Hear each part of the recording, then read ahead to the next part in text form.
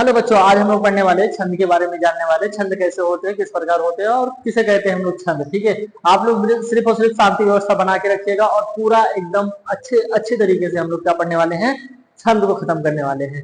छंद किस काम आता है और किस काम में कार्य किया जाता है, सॉरी बेटा, किस कार्य में काम किया जाता है, यानी वही सेम टू सेम दोनों शब्द हो गए। तो उसमें किसमें काम किया जाता है छंद को, तो उसी के बारे में हम लोग क्या करने वाले हैं, जानने वाले हैं। ठीक है, छंद जो होता है हमारे शब्दों में क्या लाता है, आगे पढ़ेंगे। अभी बताते हैं आप लोग को क्या क्या लाता है छंद हमारे शब्दों में। बात करते हैं छंद होता क्या है, छंद की परिभाषा क्या होती है, उसके बारे में सबसे पहले जानेंगे कि छंद की परिभाषा क्या होती है। वर्णों और मात्राओं की निश्चित संख्या एवं क्रम के अनुसार रचना को छंद कहते हैं। बात करते हैं छंद के मुख्य कितने प्रकार होते हैं, दो प्रकार होते हैं। छंद के कितने प्रकार होते हैं, दो प्रकार होते हैं। छंद दो आधारों पर बांटे जाते हैं, एक वारिक छंद बांटा जाता है और एक मात्रिक छंद बांटा जाता है। दो छंद होते हैं। अब वारिक छंद में कौन कौन से छंद आते हैं उसके बारे में हम लोग पढ़ने वाले हैं, और मात्रिक छंद में कौन कौन से छंद आते हैं उसके बारे में। देखो, जहां गिनती वर्डों के आधार पर हो, जहां गिनती वर्डों के आधार पर होती है वहां हमारा वारिक छंद होता है। इससे बात करते हैं मात्रिक छंद में, जहां गिनती मात्राओं के आधार पर हो वहां क्या हम पढ़ते हैं, मात्रिक छंद। तो हम यहाँ पे पढ़ने वाले हैं मात्रिक छंद, जहां दोहा भी आएगा, चौपाई भी आएगा, सोठा भी आएगा और कवित्व भी आएगा और आदि इत्यादि ज्यादा आने वाले हैं। ठीक है, जितने भी हैं आज हम सबको खत्म करने वाले हैं। बात करेंगे हम लोग सोठा छंद की। सबसे पहले जो हम पढ़ने वाले हैं, सोठा छंद क्या होता है। ठीक है, सोठा छंद के बारे में हम लोग जानेंगे।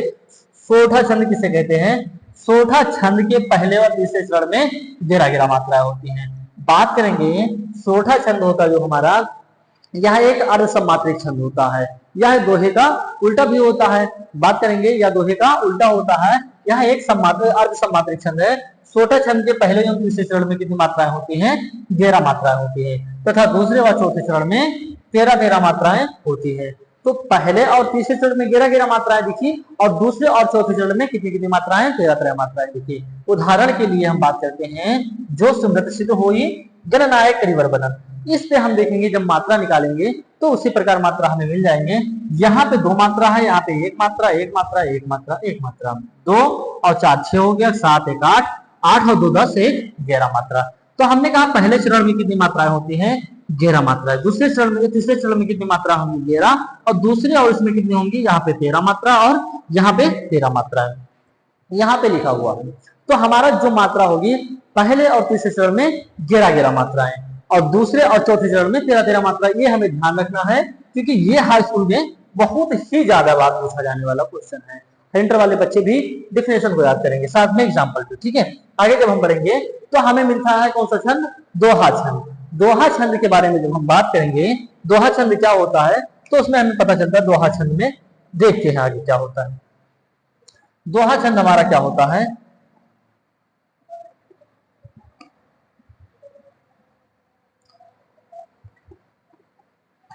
दोहा छंद क्या होता है, बात करेंगे दोहा छंद क्या होता है। दोहा छंद के पहले एवं तीसरे चरण में 13 मात्रा होती है। यह भी एक अर्ध सम्मात्रिक छंद होता है। जो दोहा छंद होता है या अर्ध सम्मात्रिक छंद होता है, इसके पहले एवं तीसरे चरण में 11 मात्रा होती है। सोठा छंद में हमने देखा पहले और तीसरे चरण में 11 मात्रा है, लेकिन दोहा छंद में हमने देखा पहले और तीसरे चरण में 13 मात्राएं होती है तथा दूसरे व चौथे चरण में 11 मात्राएं होती है।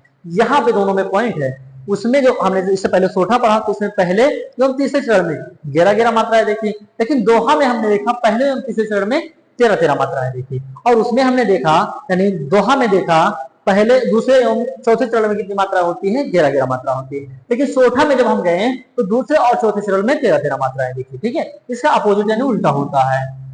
यह भी बात कर लेते हैं, 2 1 2, 2 1 2 2, या 2 4 6 और 2 8 2 10, 10 1 11 12। 1 मिनट बेटा, इसमें 1 मात्रा तो ज्यादा हो रहा है। 2 2 4 6 8 10 12 14, ये चौपाई छंद का लगा दिया गया है, ये चौपाई छंद का लगा दिया गया उदाहरण। ठीक है, तो ये उदाहरण हम नहीं लेंगे। ठीक है, तो हम बात करेंगे पहले जो तीसरे चरण में 13 मात्राएं होती है तथा दूसरे और चौथे चरण में 11 मात्राएं होती है। जो हमारा कौन सा छंद होता है, दोहा छंद होता है। आगे जब बढ़ेंगे तो हमें कौन सा छंद पता चलता है, रोला छंद पता चलता है। कौन सा, रोला छंद। तो परिभाषा रोला में क्या हो जाएगा, रोला यह एक सम्मात्रिक छंद है। कौन सा छंद है, यह एक सम्मात्रिक छंद है जिसमें प्रत्येक चरण में 24 मात्रा होती है। अगर एक चरण है यहाँ पे तो कितनी मात्राएं होती है, 24 मात्राएं होती है। विषम चरण पहले एवं तीसरे चरण में 11 मात्रा, पहले एवं तीसरे चरण में कितनी मात्रा होंगी, 11, और सम चरण में दूसरे तथा चौथे चरण में कितनी मात्रा होंगी, 13 मात्रा होंगी। 11वीं और 13वीं मात्राओं पर यदि विराम होगा, यदि का मतलब विराम होगा, तो रुकना थोड़ा सा होता ठीक है। आगे बढ़ेंगे, उदाहरण के लिए हमें इसमें बताया गया है, यहाँ पे जो एग्जाम्पल दिया गया है, यहाँ पे एग्जाम्पल दिया गया तो कितनी मात्रा होगा, 24 मात्राओं का दिया गया है। ठीक है, तो इसमें यह एक सम्मात्रिक यानी इसके जो चरण होंगे इसमें कितनी मात्रा होगा, 24 मात्रा होगी। अब हम आगे बढ़ते हैं, हमारा कौन सा छंद हो गया, रोला छंद। रोला छंद के बाद आती है हमारे कौन सा छंद, चौपाई छंद। चौपाई में बात करेंगे, चौपाई छंद किस प्रकार होती है और क्या कार्य करती है। चौपाई छंद जो हमारा होता है, परिभाषा के तौर पर इसे देखेंगे, चौपाई एक सम्मात्रिक छंद है। अब सम्मात्रिक क्या होता है, अर्ध सम्मात्रिक क्या होता है, हम बात करेंगे। आप लोग को बताना चाहेंगे कि सम्मात्रिक क्या होता है, क्या बताना चाहेंगे आप लोग को, सम्मात्रिक क्या होता है बेटा, सम्मात्रिक क्या होता है और अर्ध सम्मात्रिक क्या होता है।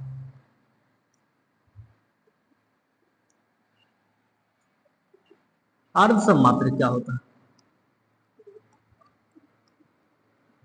सम्मात्रिक क्या होता है और अर्ध सम्मात्रिक क्या होता है। सम्मात्रिक वो शब्द होते हैं जिसके 4 चरण होते हैं, इसमें कुछ 4 चरण होगा या 2 चरण होगा, प्रत्येक चरण में सेम मात्रा। अगर हमने कह दिया 24 मात्राएं तो चारों चरण में कितनी मात्राएं होंगी, जैसे हमने कहा पहले चरण में कितनी मात्रा 24, दूसरे चरण में कितनी मात्रा 24, तीसरे में कितना कहा 24।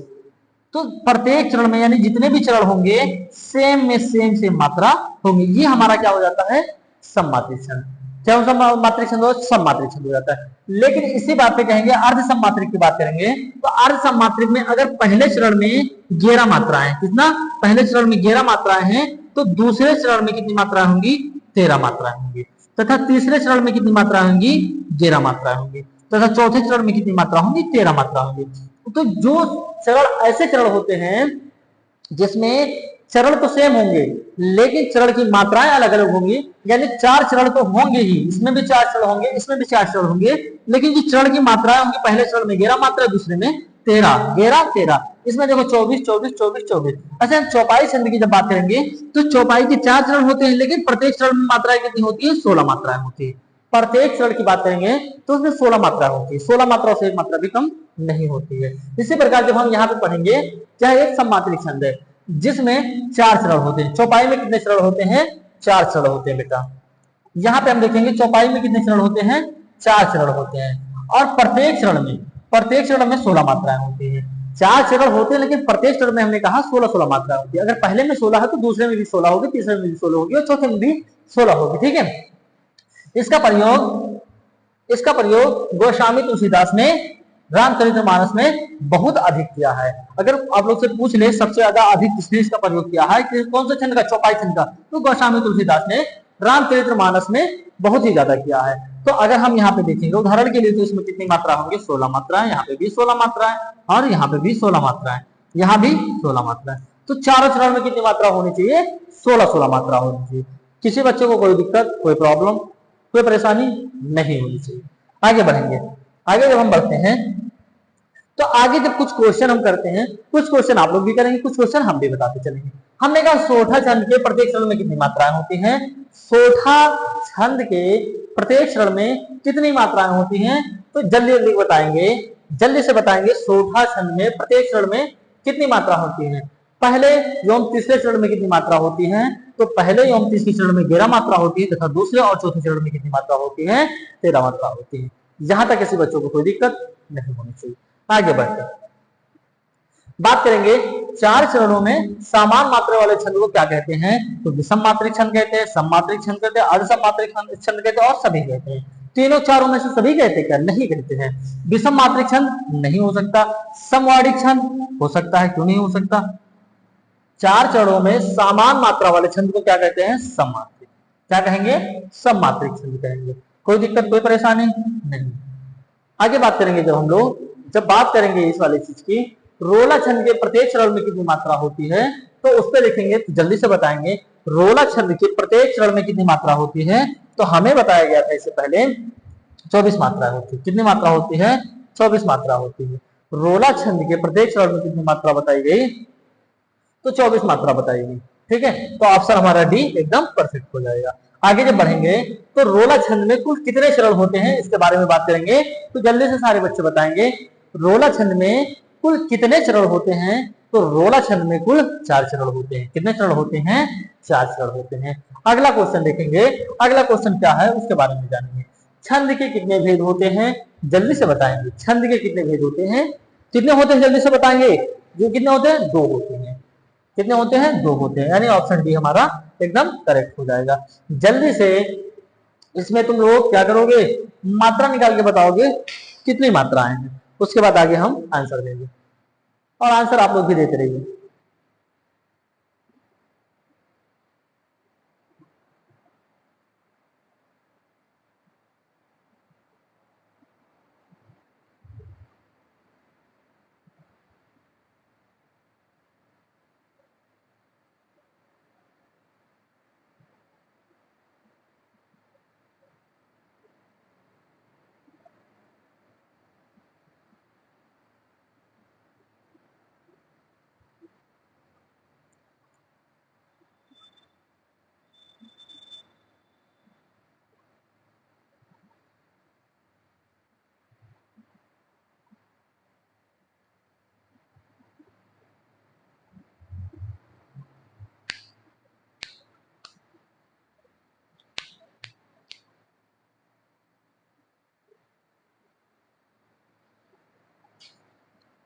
चलो जल्दी से कमेंट करके बताओ, सारे बच्चों का तो आंसर अच्छा अच्छा आ रहा है। देखेंगे अभी कितने बच्चों का क्या आ रहा है।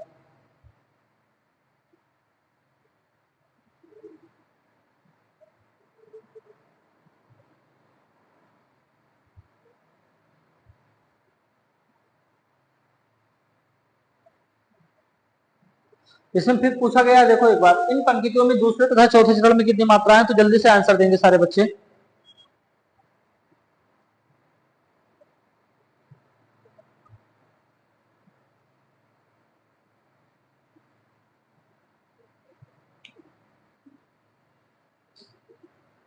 अच्छा, क्या बताया जा रहा है, सुलभ सुमंगल वैन। फिर आगे देखेंगे मन प्रमोद तन पुलक भर। अब इसमें मात्रा देखेंगे, एक मात्रा, एक मिनट बेटा, मात्रा जब देखेंगे हम यहाँ पे, जब मात्रा देखेंगे यहाँ पे एक, यहाँ पे एक, यहाँ पे एक, यहाँ पे दो, यहाँ पे एक एक एक, तो 2 3 और 2 5 6 7 8 9 10 11 12 13, तो दूसरे चरण में कितनी मात्राएं हैं, 13 मात्रा से। कितनी मात्रा है, 13 मात्रा है।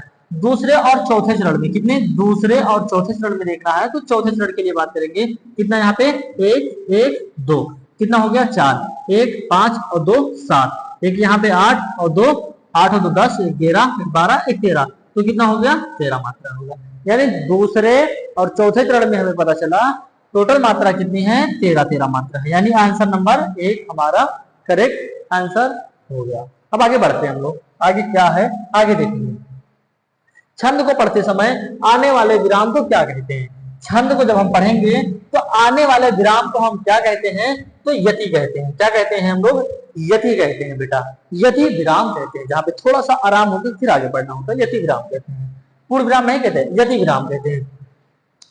छंद शब्द का सर्वप्रथम उल्लेख मिलता है, किसमें मिलता है, ये आंसर आप लोग देंगे। जल्दी से हमें कमेंट करके आंसर देंगे कमेंट में बेटा। आगे जब बढ़ेंगे, रोला किस प्रकार का छंद है, आप 1-2 क्वेश्चन का और आंसर देंगे। किसमें किसमें आंसर देने वाले हैं आप लोग, पता है, कमेंट में देने वाले हैं।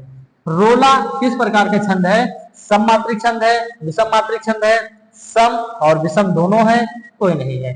रोला क्या कौन सा छंद है, तो हमें पता चला रोला कौन सा छंद है, सममात्रिक छंद है, क्योंकि इसके प्रत्येक चरण में कितनी मात्रा होती है, 24 मात्रा होती है। तो रोला हमें पता चला कौन सा छंद है, सममात्रिक छंद है। आगे जब देखेंगे छंद को, ये क्वेश्चन पूछा नहीं गया, उसे रहने दीजिए आप लोग, भरत मुनि द्वारा, हाँ ठीक है, लेकिन रहने दीजिए आप सर इसे। चलिए आगे, दोहा छंद को ठीक उल्टा, दोहा छंद का ठीक उल्टा छंद कौन सा होता है, तो दोहा का ठीक उल्टा छंद कौन सा होता है, तो सोठा होता है। कौन सा होता है, सोठा होता है बेटा। आगे बढ़ेंगे जब हम लोग आगे देखेंगे, आगे यहां से क्या हुआ, हमारा छंद का पूरा खत्म हो गया। यहां से हमारा छंद का चैप्टर खत्म होता है।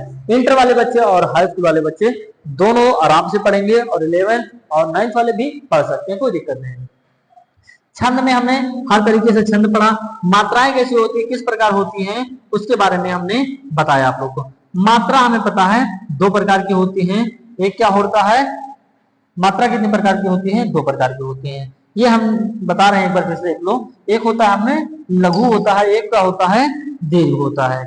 एक लघु होता है बेटा और एक क्या होता है, दीर्घ होता है। लघु किस प्रकार का होता है और दीर्घ किस प्रकार का होता है। लघु को हम कहते हैं छोटा कहते हैं, क्या कहते हैं बेटा, छोटा कहते हैं। लघु जो होता है हमारा छोटा होता है, और दीर्घ को हम क्या कहते हैं, गुरु कहते हैं या बड़ा कहते हैं। गुरु गुरु कहते हैं या बड़ा कहते हैं। तो ये जो लघु हमारा होगा बेटा, वो मात्राओं पे कुछ इस प्रकार लगेगा, इस प्रकार लगेगा। लेकिन जो दीर्घ होगा यानी गुरु होगा, वो मात्राओं पे कुछ इस प्रकार का लगेगा। अगर हम कह दें यहाँ पे, जैसे हमने कहा रोला में कितनी मात्राएं हैं, तो रोला में देखो ओ की मात्रा दिखे तो यहाँ डबल, यहाँ पे डबल, यहाँ बड़ा आ की मात्रा दिखे तो यहाँ पे 2 मात्रा हो जाएगी। ठीक है, तो इसी प्रकार हम मात्रा को काउंट कर सकते हैं, नहीं निकाल सकते। ठीक है, अब आप लोग को मिलने वाले हैं, किसमें मिलने वाले हैं, अलंकार भी हमने पढ़ा दिया बेटा, अलंकार भी पढ़ा दिया आप लोग को। वीडियो मिल जाएगी, जाके नीचे देखेंगे आप लोग मेरे अकेडमी के चैनल पे। तो अलंकार भी पढ़ा दिया हमने, आज छंद भी पढ़ा दिया। अब बेटा बचेगा क्या, रस बचेगा। रस के बारे में हम लोग कल टिप्पणी करेंगे इस पे। ठीक है, अब मिलते हैं आप लोग को कल, हम मिलेंगे जिसपे रस के बारे में बात करेंगे, क्योंकि इंटर में 2 नंबर का आता है क्वेश्चन, उदाहरण सही लिखना होता है, तो सारे बच्चे याद कर लेंगे। ठीक है, अब मिलेंगे हम आप लोग को कल वाली वीडियो में।